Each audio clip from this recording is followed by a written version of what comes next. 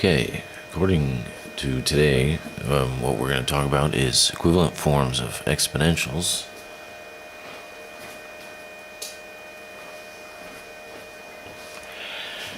And the reason why we're going to need to look at this idea is this idea will help us to solve some exponential equations.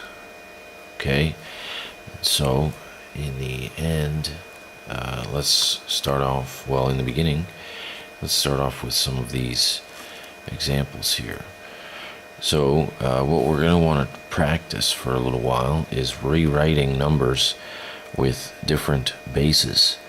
And we'll start off with base 2, and we'll try and rewrite these four numbers in base 2. First three are going to be nice and easy, and this last one here is going to be a little bit of a doozy.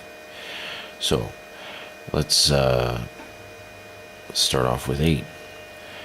What I'm going to do is I'm going to rewrite 8 in base 2. So I'm going to say, alright, well, if it needs to be in base 2, but I still want to be equal to 8, the only way to do that would be to write it as 2 to the third. Because 2 to the third is equal to 8. Alright? And so we end up with that idea. Alright? So basically what you want to do is just sort of rewrite this number. So it's got a base of 2, and then it's got some power, any power, so that in the end it is still equal to the number you started with. Okay? And so 16 squared, we want to rewrite this as base 2. What I'll do is I'll hold off on the square, and I'll write this as 2 to the fourth. So the square will stay outside, and I'll rewrite 16 as 2 to the fourth. And now we know if we've got a base raised to 2 powers, we can multiply the powers, and it becomes 2 to the eighth.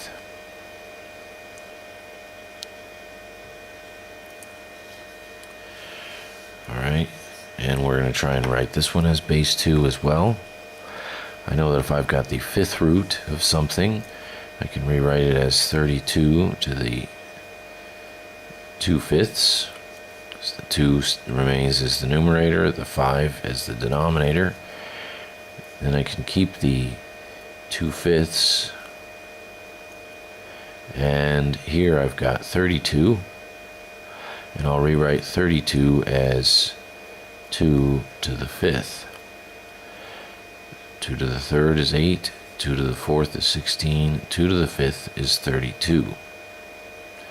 And now what I'll do is I'll multiply 5 times 2/5, and I will get 2 squared, and this has a base of 2.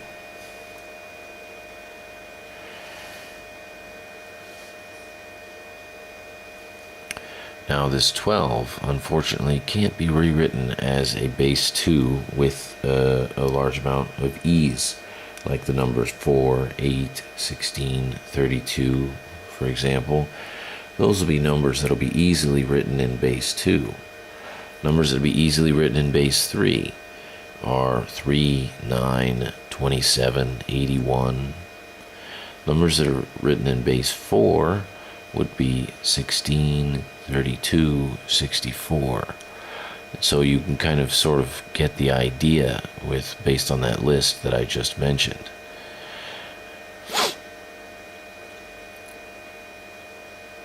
So what do we do with 12? Well, the issue with 12 is that we're still going to want to somehow write this as something in the base 2. So what I'll do is I'll do a little bit of a trick. I'll bust out an equal sign, and I'll say 2 to the x. So I need to write 12 in something that's base 2, but I don't know the exponent yet. The exponent is probably going to be some decimal number. And so this is the best way to do it. So you start out by writing it as 2 to the x. Now you apply the definition of logarithms and you solve for the x. And so, in the end, the definition of logarithms would be log 2 of 12 is equal to x. And so, it turns out that I can rewrite 12 as a base 2 by putting this logarithm, this exponent on it, which that exponent, clearly according to the algebra I just did, is equal to that. So 12 can be rewritten as 2 log raised to the log 2 12. Okay, turns out if I were to type all of this in my calculator, 2 to the log 2 of 12, I would actually get 12. And so therefore we have completed the task. We have written it as base 2, and it is still equal to 12.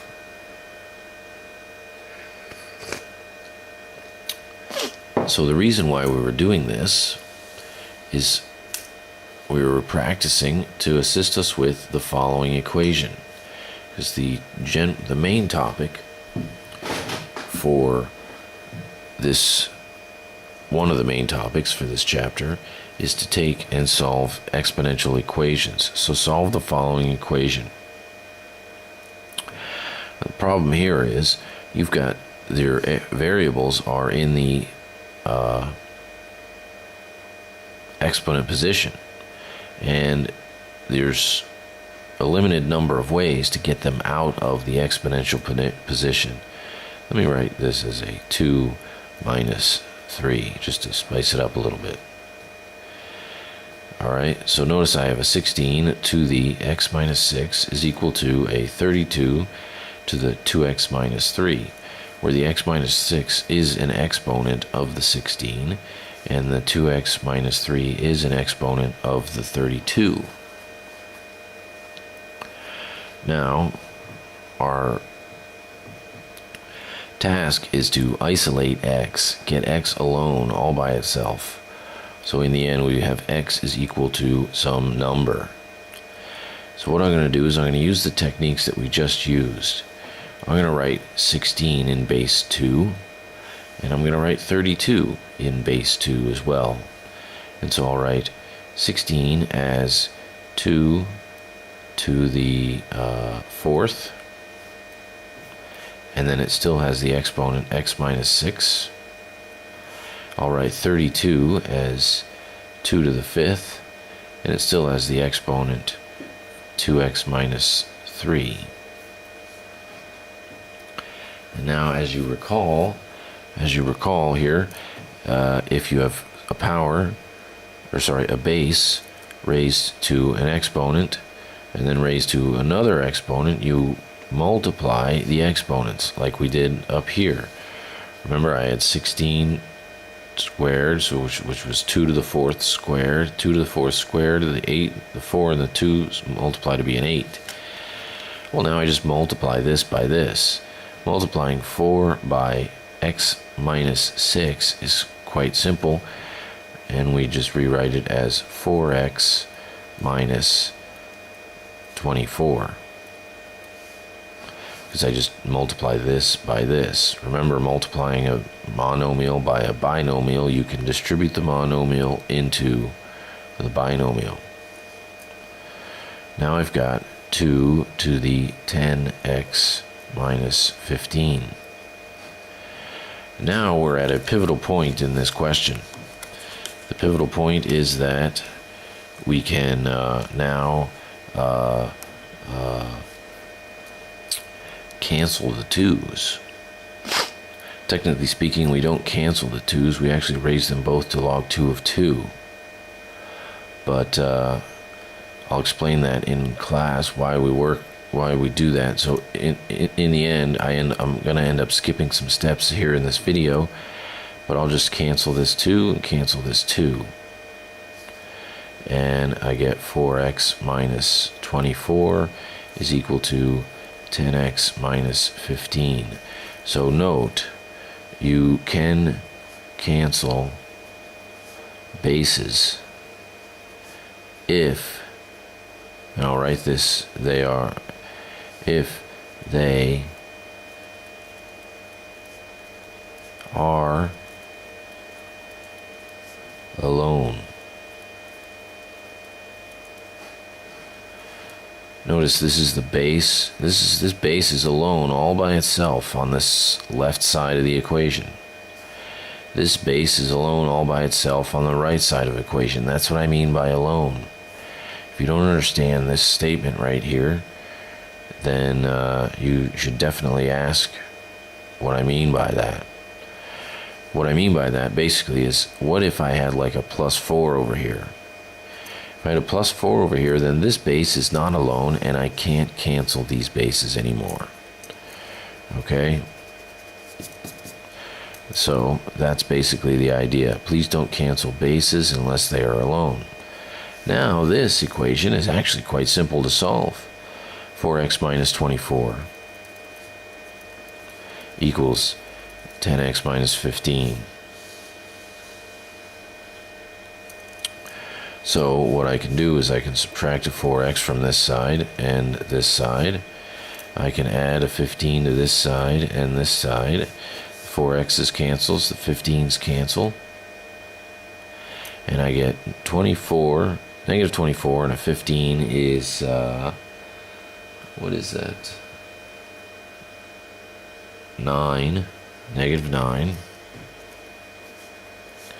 and then a 10x minus a 4x is a 6x, and I get x is equal to a negative 9 sixths, or x is equal to a 3/2 negative. Okay, so in the beginning there's two main steps that really help us out here. That is rewriting the 16 as 2 to the 4th, rewriting the 32 as 2 to the 5th, then multiplying out the exponents, canceling the bases, and then making it so that the exponents are equivalent. So again, this step here involves a little bit more algebra than you have, but you can just do this. I'll explain the algebra a little more deeply in class. Okay. Let's move on to another equation here.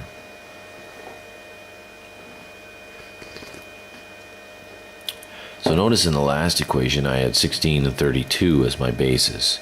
They could both be easily rewritten in base 2. The problem with this situation here is that 4 and 3 can't be both written in base 2, or they can't be both be written in base 3. So in the end, you're not going to have the same bases, and they won't be able to cancel. And so what we're going to do here is we're going to try a new technique here. And so this is the technique for if the bases are non-multiples, or they don't share a multiple. So what I'm going to do here is I'm going to take the log 10 of this side and the log 10 of this side,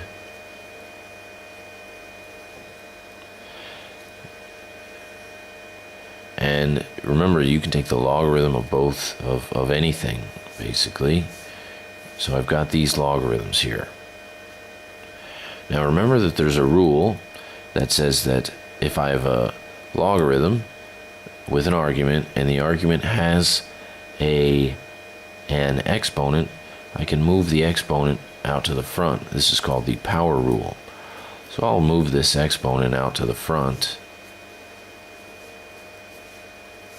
and I'll move this exponent out to the front. This is the power rule from last chapter. Power rule says that if I have an exponent on the argument, I can move it out to the front and it will automatically become multiplication. I demonstrated why this was true in class, and we can use that rule from now on. So now I've got why did this help? Because now look at our variable that we're trying to solve for x is actually not in the exponent position anymore. We've actually successfully taken the x and put it down onto the ground here, or in as part of the base, and therefore it is now easy to do classic algebra on it. And so in the end, I've got a log of 4, an x, and a minus 7 here. What I'm going to do is I'm going to distribute this log of 4 into here, and I'm going to get x times log of 4 minus 7 times log of 4, and 2x times log of 3 plus a 7 times log of 3. I just distributed the logarithm into the binomial. The logarithm is considered a monomial. Monomials distribute into binomials. And now, excuse me, and now I can begin looking at, okay, I've got an x here and an x here. The only way to get these together is to pass them both over to one side. So what I'm going to do here is I'm going to pass this one over to this side, and then I'm going to pass this whole term over to this side. Okay? But if I pass something over through subtraction or addition, I have to pass the entire term. That's basic algebra. And so I've got x times log of 4 minus a 2x log of 3.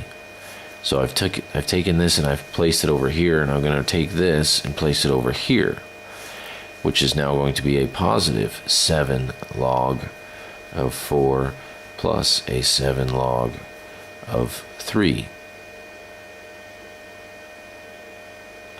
Okay? Oh wait, you know what I did? Look, this is x minus 3, and I wrote x minus 7 there. This actually needs to be a 3. I was trying to figure out where that other 7 came from. So this actually does need to be a 3, and which makes it so that this needs to be a 3.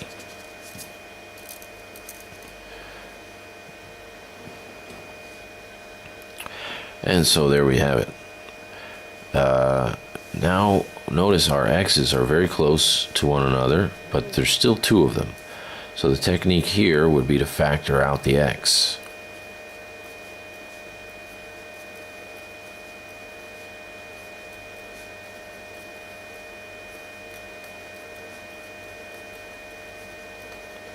So imagine this. Remember that distribution and common factoring are the opposite from one another. So if I were to distribute this x back in, I would get back what I started with, x times log 4 minus 2x log 3. But what I want to do is I want to get the x isolated. My whole point is to solve for x, so I want to isolate it. And so the idea here is to take the x's and basically factor them out as a common factor. And you have this. Now this is multiplication right there. And now finally, in the end, is the final step to this question. I've got 3 log 4 plus 7 log 3 all over log 4 minus 2 log 3. This is also some basic algebra. If I have something multiplied by something else, and if I want to isolate that thing, I can divide this onto the other side of the equation. And so this is the value of x that will make the starting equation true. 3 log 4 plus 7 log 3 divided by log 4 minus 2 log 3. If you plug all that into your calculator, it'll give you a decimal number, but that will be the exact decimal number. Well, it will be an estimation of the number. It'll be a close estimation of the number that we can place in both of these locations to make both of these equal to one another.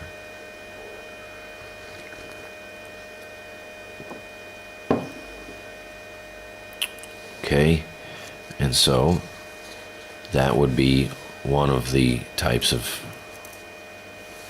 equations. Now I've got the third type of exponential equation, and that is a little more tricky. So let's look at this. 2x minus a 2 to the negative x equals a 4. And this directions are again solve for x. So going back again, by the way, our original exponential equation was where the two bases are the same or have a common multiple, for example 2, and then I follow these steps here. You can go back and see what we did there. The other type of exponential equation is where I have two bases that have not the same multiple, and so we have to perform this logarithm technique. Then I've got a situation where I've got two bases, but then also a number. Okay, and so this is how we can manage this one here. Okay, so what I'm going to do is I'm going to begin by this following technique. I'm going to write this as 2 to the x minus 2 to the x to the negative 1 is equal to 4. And then now I've noticed that I've got a 2 to the x and a 2 to the x. So I'm going to say that u is equal to 2 to the x. Remember the u technique from maybe the last chapter was where we had an equation inside of another equation, and we were allowed to get rid of it for a little while by letting it equal to u, then do some algebra, and then go back to this. So we're gonna again later we're gonna come back to this. But right now, since I said that u is equal to 2 to the x, I can say that this is equal to u minus u to the negative 1, which is equal to 4. And now I'm going to try and solve for u. Once I solve for u, I can put my u back up into here.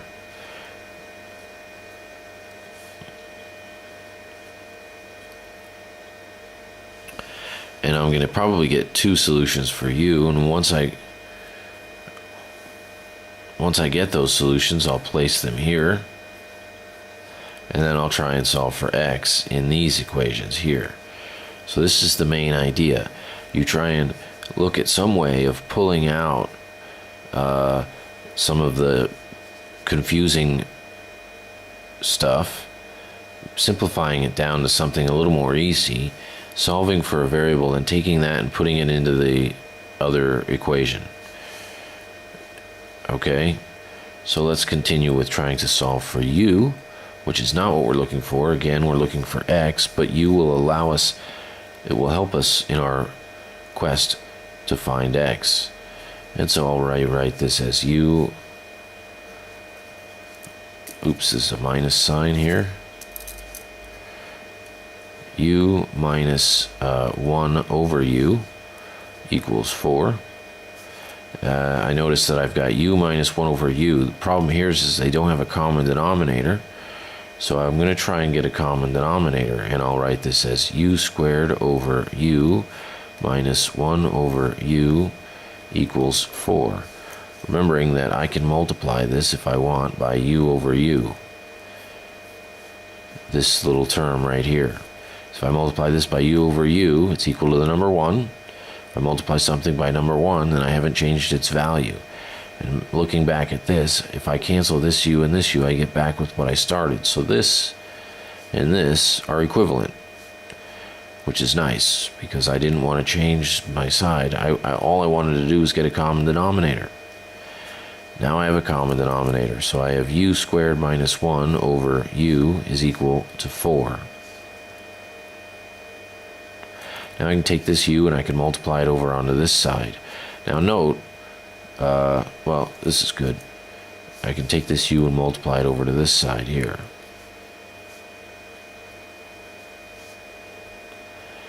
And so this u was multiplied over to here because it's divided into this.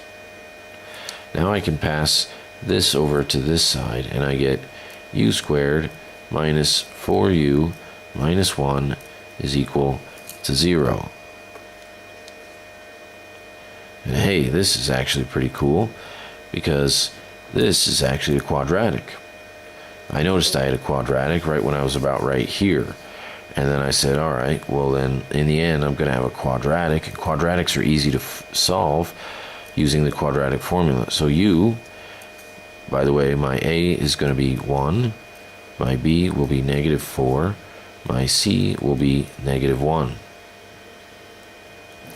Remember the quadratic formula. 1, negative 4, and negative 1 is your a, b, and your c, or the coefficient to the squared term is your a, coefficient to the unsquared term is your b, and the constant term, or the coefficient to the number without a variable next to it, is your c term. Okay? And then if you apply the quadratic formula, you get a negative b plus or minus the square root of b squared minus 4ac all over 2a. This will give you the solutions for u. Okay? And if I take a and plug it into here and here, b and plug it into here and here, and c and plug it into there, and simplify it all down, I won't do this because I'm pretty sure everybody knows how to do the quadratic formula, you get 2 plus the square root of 5 and 2 minus the square root of 5. Okay, and so these are the two values of u that I've just found.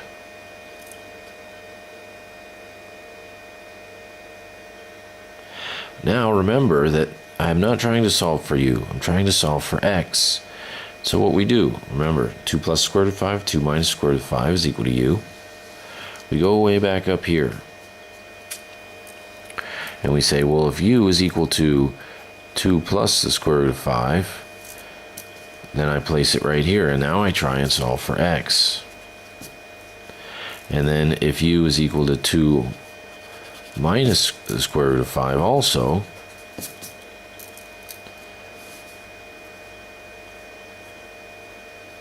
then I place it here and I try to solve for x. Now I have two equations that are quite simple that I can use, or now I can attempt to try and solve for x here. Now, in order to solve for x in this situation, I would say that log 2 of 2 plus the square root of 5 is equal to x. Done. And in the end, that's one of the solutions. Remember, this is just the definition of logarithms. Definition of logarithms says that the base, if I have a base and it's raised to a power and it's equal to something, I can rewrite it as log of a base, and that something goes here and the power goes there. I didn't explain that very well, but it's the definition of logarithms. And so this one is also done in the same way. Log 2 of 2 minus the square root of 5 is equal to x. So I actually have two potential solutions here. This one here is a solution. This one is undefined.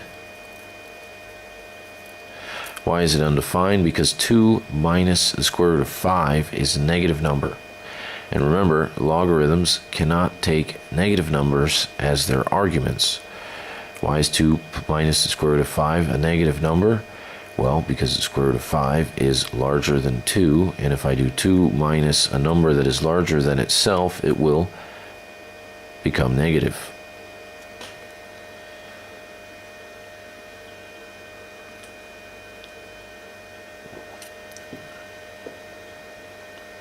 And so, in the end, the only solution for the original equation, remember the original equation is 2x minus negative x, or over 4 is equal to 4. 2 to the x minus 2 to the negative x is equal to 4. The only solution is x must equal the logarithm of 2 to the argument of logarithm base 2 of 2 plus the square root of 5. This is a positive number, by the way, and so therefore there will be a solution. This is a involved, sort of a complex question, but in the end there's only 3 exponential equations that you must prepare yourself for the exam. So this style, where you have 2 exponents in a number; this style, where you have 2 exponents that do not share a common multiple base; and this style, where you have 2 exponents that do share a common multiple base. Then there's going to be probably a couple of questions on the test that ask you to change the base of a number to another style. Don't forget the 12 one. Don't forget a little bit about square roots, fifth roots, fractions, and things like that. Looks like I have 3 minutes left. Let's do another one here. I'm going to change this into base 2 as well, because I actually forgot to do one that started with a fraction. Well, if I change this into base 2, I'm going to write this as there's several ways of looking at this. I'm going to write this as 4 to the negative 1 times 2, because remember 1/4 is equal to 4 to the negative 1, which I'll then write as 4 to the negative 2. Then I'm basically going to start with 4 to the negative 2 and attempt to change this to a to a base 2. So I'll write 4 as 2 to the 2 to the negative 2. So in the end it's 2 to the negative 4. 1/4 squared is equivalent to 2 to the negative 4. It's actually equivalent to all of these things. 1, 2, 3, 4, 5. All 5 of these things are equivalent.